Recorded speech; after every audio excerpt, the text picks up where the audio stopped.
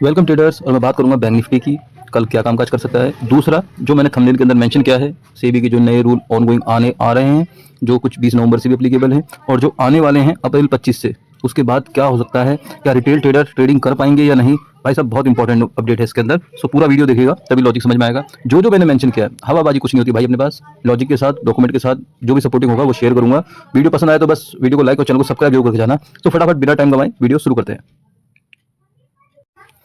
देखिए सबसे पहले इन्फ्लेशन की न्यूज़ देख लेते हैं। जो इन्फ्लेशन का डेटा निकल के आया है अक्टूबर का, वो लगभग पॉइंट टच कर रहा है 6.21। और जो आरबीआई इसका टॉलरेंस मतलब बर्दाश्त करने की क्षमता थी वो 6% थी, तो उसको क्रॉस कर दिया है। इन्फ्लेशन जो है वो मान लीजिए आप आउट ऑफ कंट्रोल है, रिटेल वाला। ठीक है, तो ये कोई बढ़िया न्यूज़ नहीं है पॉइंट ऑफ व्यू इंडिया के। इन्फ्लेशन बढ़ेगा, महंगाई बढ़ेगी, तो जाहिर सी बात है किसी को भी एक्शन लगेगा। सो बहुत गंभीर चिंता का विषय है ये पर्टिकुलर गवर्नमेंट के लिए भी और साथ साथ आरबीआई के लिए भी। अब देखते हैं वो क्या स्टेप उठाते हैं, क्या रेट कट करते हैं या नहीं। वो जो फर्दर आरबीआई की मीटिंग वगैरह होगी उसमें पता लगेगा।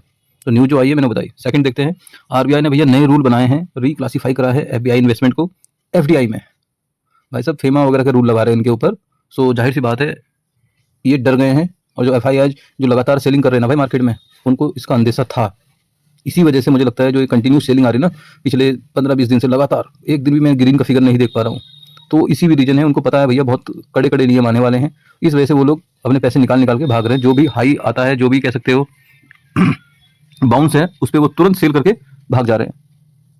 क्योंकि पहले ही नियम है भैया, एफपीआई उसको ही माना जाएगा जिसकी लेस देन 10% होल्डिंग होगी, और उससे ऊपर है तो भाई उनको फिर फर्दर अप्रूवल लेना पड़ेगा गवर्नमेंट वगैरह से, और उनको फिर एफडीआई वाले जो रूल लगते हैं वो उन पर अप्लाई हो जाएंगे।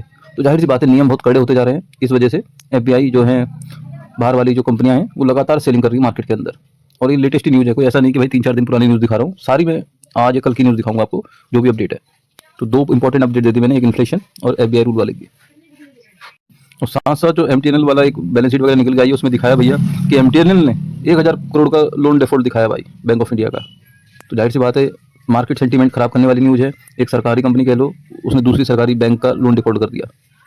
ऐसा बहुत कम होता है, देखते हैं, लेकिन नेगेटिव है मार्केट पॉइंट ऑफ व्यू से। छोटा सा एक पॉजिटिव है, जो जापान की बड़ी कंपनी है भाई, वो कह रही है कि भाई जो हमने रोक लगा दी थी इंडिया के अंदर इन्वेस्टमेंट करने के लिए, उसको हम रोकेंगे और हम दोबारा से इन्वेस्टमेंट करना शुरू करेंगे इंडिया के अंदर। तो जाहिर सी बात है ये एक पॉजिटिव न्यूज़ निकल के आई है। अभी मैं सेबी के रूल वाले पे भी आ रहा हूँ, आगे की न्यूज़ देख लेते हैं। पहले मैं न्यूज़ दिखा रहा हूँ भाई, फिर बैंक निफ्टी का लेवल बताऊंगा कहाँ पर आपको पी खरीदना है। हवा हवाई नहीं बनेंगे पैसे, ठीक है। देखो सेबी का जो न्यूज़ निकल के आई है भैया, मोर स्टेप उठाएगा वो रिटेल इन्वेस्टर के लिए। किससे हटाने के लिए? एफएनओ ट्रेड से। भाई सेबी ने ठान ली है कि रिटेलर को बाहर करके मानेगा भाई सेबी। या तो इसके अंदर वही बचेंगे भाई पैसे वाले, या तो फिर बचेंगे ही नहीं। और ये सब सेबी वाले बोल रहे हैं भाई हम रिटेलर्स को बचाने के लिए कर रहे हैं। तो इसके अंदर जो थोड़ा बहुत प्रॉफिट करते थे भाई, जिनका काम धंधा छोड़ के जो कमाई करते थे, मतलब स्टॉक मार्केट में ऑप्शन ट्रेडिंग से, उनको बड़ा दिक्कत हो जाएगी। 2 एक्सपायरी वाला तो चक्कर आपको पता ही होगा। साथ साथ देखो न्यूज़ और निकल के आ रही है भैया, जो इन्वेस्टमेंट करते हैं रिटेलर्स, बेसिकली रिटेलर्स की बात की जा रही है इसके अंदर सारी जो भी है। उसके अंदर कुछ लिमिट वगैरह डिफाइन थी कि एफआई के अंदर भैया 5 करोड़ नेटवर्थ होनी चाहिए, एनुअल ग्रोस वर्थ 50 लाख की होनी चाहिए। इस टाइप का ही रूल, चांसेज हैं, अभी कंफर्म नहीं है भाई, अप्रैल 25 दूर है। ऐसा ही रूल एफएनओ ट्रेडिंग के लिए भी आ सकता है कि भैया तुम्हारी नेटवर्थ इतनी होनी चाहिए या तुम इतने लॉट खरीद सकते हो। पूरी न्यूज़ आप लोग पढ़ लेना, पूरी मैं पढ़ूंगा तो बहुत लंबा वीडियो हो जाएगा, आप पूरा इसका पूरा पढ़ लेना, आपको समझ में आ जाएगा। तो इसमें साफ साफ की दिखा जा सकता है भैया, देखो अभी तो ये कह रहे हैं कि कुछ परसेंटेज रिटेलर कम हो जाएंगे इन्हीं रूल की वजह से 20 तारीख के बाद। और उसके बाद जो नया रूल वगैरह आएगा वो 1 अप्रैल 2025 से आएगा। अभी ये कोई रूल क्या आएंगे वो कंफर्म नहीं है, लेकिन हो सकता है कि ये वाली पॉसिबिलिटी हो कि भैया जिसकी नेटवर्थ कह दो या जिसकी कमाई इतनी होगी वही एफएनओ ट्रेडिंग कर पाएगा। ऐसा कुछ रूल आ गया तो भाई बहुत गड़बड़ हो जाएगा मामला। तो अलर्ट रहना है, हमें न्यूज़ ट्रैक करते रहना है। ये दोस्तों मेरा टेलीग्राम चैनल है, इसके अंदर देखिए मेरे जो पेड मेंबर है, मैंने 10:03 पे बता दिया था मार्केट डाउन साइड आ सकता है तेजी से। एचडीएफसी के बैंक का जो चार्ट है उसके अंदर पैटर्न ही कुछ ऐसा बनना था, तो 10 बजे मैंने प्रिडिक्ट कर दिया था या प्रोबेबिलिटी बता दी थी as per the chart HDFC bank के हिसाब से कि भैया मार्केट बहुत तेजी से डाउन साइड आ सकता है। तो जिसने भी मेरे साथ वाले उन्होंने तो प्रॉफिट कराई होगा इसको देख के। आप लोग मेरे साथ टेलीग्राम में जुड़ना चाहते हैं तो जुड़ जाइए। 1500 रुपये फीस है, फ्री नहीं है भाई, ठीक है। इसके अंदर जो मैं ट्रेड लेता हूँ वो मैं शेयर भी करता हूँ। देखिए लगातार हम जब भी ट्रेड लेते हैं, या स्टॉप लॉस सबके हिट होते हैं, हमारे भी होंगे, लेकिन ये कि जब टारगेट आएगा तो टारगेट अपना बड़ा आता है, ठीक है, अच्छा खासा टारगेट मिलता है। तो देख लेना, अगर आप लोग थोड़ा सा भी दिक्कत फेस कर रहे हो ऑप्शन ट्रेडिंग में तो बहुत सहायता मिलने वाली है इससे। देखिए बैंक निफ्टी का पीसीआर जो भी दिख रहा है 0.55 दिख रहा है, जो कि ओवरसोल्ड है। और इसके अकॉर्डिंग मुझे नहीं लगता कि भाई सुबह ही इतनी बड़ी गिरावट आ जाएगी। अगर गैप डाउन खुलता है मार्केट तो फ्रेश पी मत बाई करना भाई तुरंत। जो चांसेस हाई हैं कि एक बाउंस लेगा तब नीचे आ जाए, पॉसिबिलिटीज है, क्योंकि ओवरसोल्ड मार्केट है, ऑलरेडी आज गिरा हुआ है, कल गैप डाउन भी खुलेगा तो और नीचे का पी लेना थोड़ा सा रिस्की हो जाएगा, हाईली रिस्की। देखो स्टॉक मार्केट सब कहते हैं चार्ट देखो, ये देखो वो सब ठीक है। मेरे हिसाब से स्टॉक मार्केट या ऑप्शन ट्रेडिंग सिर्फ और सिर्फ एक टाइमिंग का खेल है। सही टाइम पे बाय करना और सही टाइम पे एग्जिट करना, जो ये कर लेगा ना भाई वो प्रॉफिटेबल हो जाएगा।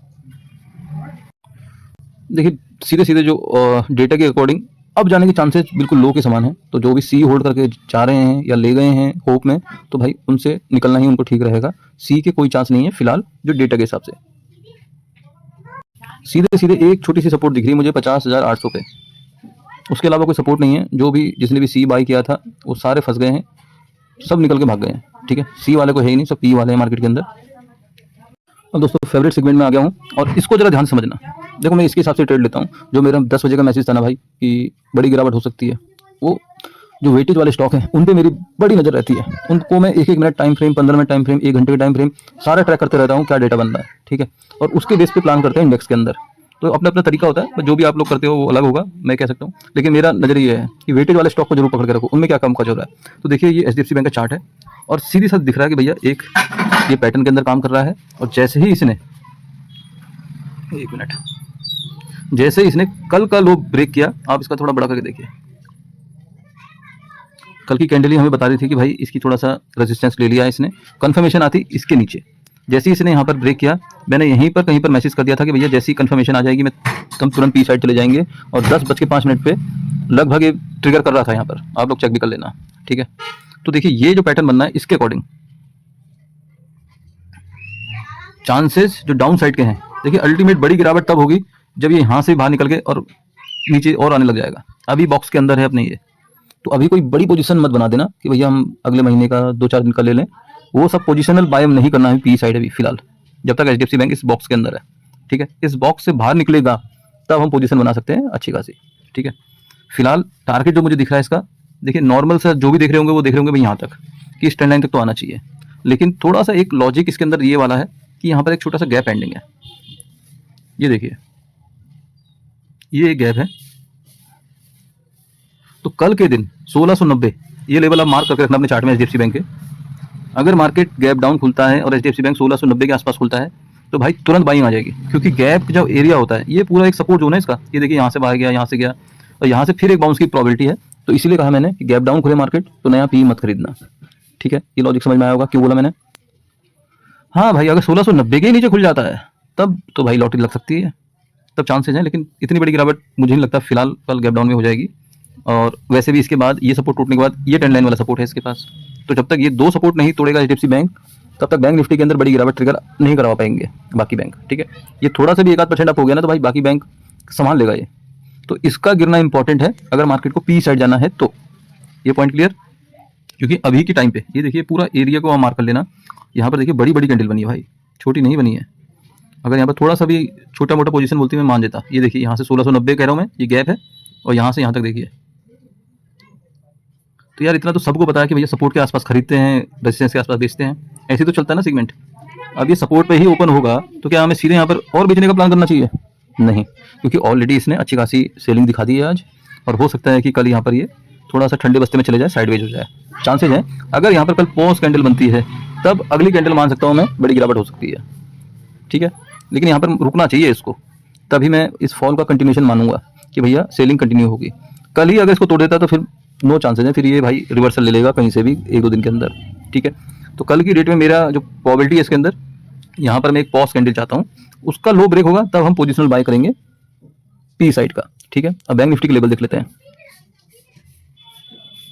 देखिए अल्ट्रा ऑर्डिनरी बेयरिश नहीं होना मार्केट में, क्योंकि आप बैंक निफ्टी का चार्ट देखते हो तो ये पिछले अक्टूबर से यहीं नाच रहा है भाई, इसी बॉक्स के अंदर नाच रहा है 50,400 के आसपास और 52,500 के आसपास। ऊपर जा रहा नीचे आ रहा, ऊपर जा रहा नीचे आ रहा, ऊपर जा रहा नीचे आ रहा।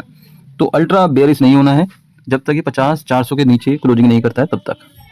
ठीक है, अब मुझे पता है कि कुछ लोग 51,000 का पी ले गए हैं, कुछ लोग 51,000 या 51,200 का सी ले गए हैं। उनको क्या करना चाहिए, उसके लिए छोटे टाइम फ्रेम में देखना पड़ेगा। जो आज की कैंडल है नो डाउट इंगल्फिंग कैंडल है और पूरा जो भी यहाँ पर बाय की होप थी वो खत्म कर दी है, लो भी ब्रेक किया है। बट उसके सामने भाई बड़ा टावर खड़ा है, ये भी देखो, ये बड़े टावर हैं बीच में। इन बड़े टावर को तोड़ने के लिए भाई इतनी बड़ी कैंडल बनानी पड़ेगी। जो कि कल पॉसिबल कम है, क्योंकि इतनी ईजी पैसे नहीं देता है मार्केट।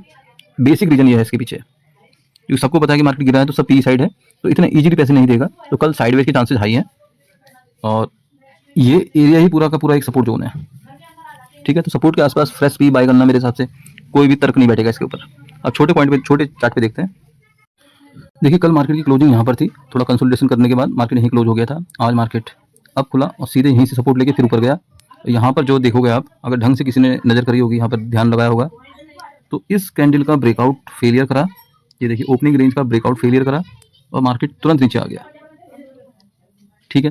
तो किसी ने अगर इसी कैंडल पे यहाँ पर ले लिया होगा भाई पी साइड 52,000 पे, तो और होल्ड कर लिया होगा, तो उसके आगे मजे। टारगेट अल्टीमेटली यहाँ तक आता है पहला। देखिए यहाँ पर उसने रुका भी है, यहाँ पर रुका भी है, यहाँ पर रीटेस्ट करके फिर नीचे आया है। तो आज मार्केट के अंदर देखा जाए तो 2 ट्रेड थे अवेलेबल। एक था यहाँ पर, ठीक है, और यहाँ तक का टारगेट था उसमें, यहाँ पर जिसने बुक कर लिया। दूसरा, जब ये रीटेस्ट करके दोबारा से इसके नीचे को ये कैंडल आ गई, ये वाला मूव पकड़ सकते थे। तो 2 ही इसके अंदर ट्रेड थे, एक यहाँ पर, एक यहाँ पर। तो किस किसने लिया है ट्रेड वो बता देना भाई कमेंट में, ठीक है। अब देखते हैं आगे क्या पॉसिबिलिटीज है। अब देखिए मार्केट ने क्या करा है, जाते जाते फिर कल की तरह एक रेंज बना दी है यहाँ पर। और यहाँ पर दोनों साइड के जो ट्रेडर हैं, खासतौर पर रिटेल वाले, वो वेट कर रहे हैं भाई 51,400 के ऊपर चले जाए तो सी साइड चले जाएंगे, और 51,000 के नीचे जाए तो पी साइड चले जाएंगे। यही सोच है, सबकी यही सोच है। और देखा जाए तो अभी यहाँ पर हमारे पास एक गैप भी पेंडिंग है, ये वाला, जो कि आप HDFC बैंक में भी देख सकते हो। ये देखिए अल्टीमेट सपोर्ट यहाँ पर है हमारे पास, लगभग 50,800 का लेवल है, 50,850 का है, लेकिन जो मैंने आपको दिखाया था डेटा, उसके अंदर 50,800 पे ही एक सपोर्ट क्रिएट हुआ है, ठीक है। तो भाई अगर अब पॉइंट तीनों सिनेरियो बात कर लेते हैं। फ्लैट ओपनिंग इस बॉक्स के अंदर होगी तो भाई वेट कर लेना आराम से, क्योंकि कल मुझे हाई चांसेस लगते हैं कि प्रीमियम मेल्ट होंगे और साइडवेज होने के चांसेस हैं। तो यहाँ ऐसे करते स्कैल्पिंग कर पाए कोई यहाँ से यहाँ तक तो कर लेना, लेकिन दूर रहोगे तो ज़्यादा ठीक है। मैं ये चाह रहा हूँ कि मार्केट यहाँ तक जाए दोबारा और थोड़ा सा इसको अंडर कट करे फिर नीचे आए, तो यहाँ पर ट्रेड मिलेगा हमें अच्छा खासा। बाउंस पे पी बाय करना है, ना कि हमें यहाँ पर खुल जाए यहीं पर पी बाय कर लेना है। एक बाउंस आएगा, उस बाउंस के अंदर एंट्री करनी है, वो ज़्यादा ठीक रहेगा। तो सिंपल है, इसके अंदर ट्रेड नहीं करेंगे। यहाँ आसपास मिलता है 51,400, 51,300, यहाँ पर पी लेंगे और पहला टारगेट यहाँ तक, दूसरा यहाँ तक, तीसरा 50,800, बस इतना ही है। ये फ्लैट ओपनिंग की बात हो गई, ठीक है। अब आ जाओ गैप डाउन अगर इसके नीचे खुलता है तो भाई फिर थोड़ा सा एक रीटेस्ट का वेट कर लेना। एक ट्रेंड लाइन भी आ रही है ऐसे करके, यहाँ तक जाए, इस ट्रेंड लाइन के आसपास खरीदना पी, फिर ये फर्दर गिरेगा ऐसे करके। तो तब भी यहाँ पर भी आपको बाउंस का वेट करना है इस पर्टिकुलर एरिया पे, ट्रेंड लाइन तक का, ठीक है। तब नई पोजीशन बनानी है। ये हो गया गैप डाउन का। और भाई गैप अप खुल जाता है, गैप अप इस बॉक्स के अंदर कहीं भी खुल जाता है, तो गैप अप में आप ट्राई कर सकते हो तुरंत पी साइड जाने का। कोई सा भी एक रेड कैंडल बन जाए 3 मिनट की टाइम फ्रेम पे, और या 1 मिनट की टाइम फ्रेम पे कोई एम पैटर्न बन जाए, जैसे ही कटे पी साइड जा सकते हो गैप अप के केस में। तो मेरे हिसाब से तीनों सिनेरियो समझ में आ गए होंगे। और सी वालों को तो भाई अगर गैप अप मिल गया तो तुरंत एग्जिट कर देना, कोई फायदा नहीं है सी होल्ड करके। कोई शॉर्ट कवरिंग कोई नहीं आने वाला फिलहाल, जो चार्ट के अकॉर्डिंग लग रहा है। HDFC बैंक के अंदर भी स्पेस है, सो इसकी चांसेस बहुत लो हैं कि पूरा मार्केट रिवर्सल हो जाए, बहुत लो हैं। अब कोई न्यूज़ निकल के आ जाए भाई, गवर्नमेंट कुछ अनाउंस कर दे, that is other thing, news का इंपैक्ट लगा सकता है, लेकिन चार्ट के अकॉर्डिंग अभी कुछ नहीं दिख रहा मुझे रिवर्सल के साइन, ठीक है। और पी साइड वालों को भाई 51,400 के नीचे है ना मार्केट, 51,400 लेवल आप दिमाग में रखो, होल्ड करना, टारगेट 50,900 या 50,800 तक बुक करना, उससे पहले छोड़ना मत, पूरा टारगेट लेना। तो भाई ये था, मेरे हिसाब से कुछ क्वेश्चन रह गए हों, कुछ बताना रह गया हो, वीडियो थोड़ा लंबा हो गया उसके लिए सॉरी भाई, सारी चीज़ कवर करनी थी। बात समझ में आए तो वीडियो को लाइक, चैनल को सब्सक्राइब जरूर करिएगा, और कुछ क्वेरी हो मुझे कमेंट में बताना, अगले वीडियो में उसको शामिल कर लूँगा। थैंक यू वेरी मच, जय हिंद।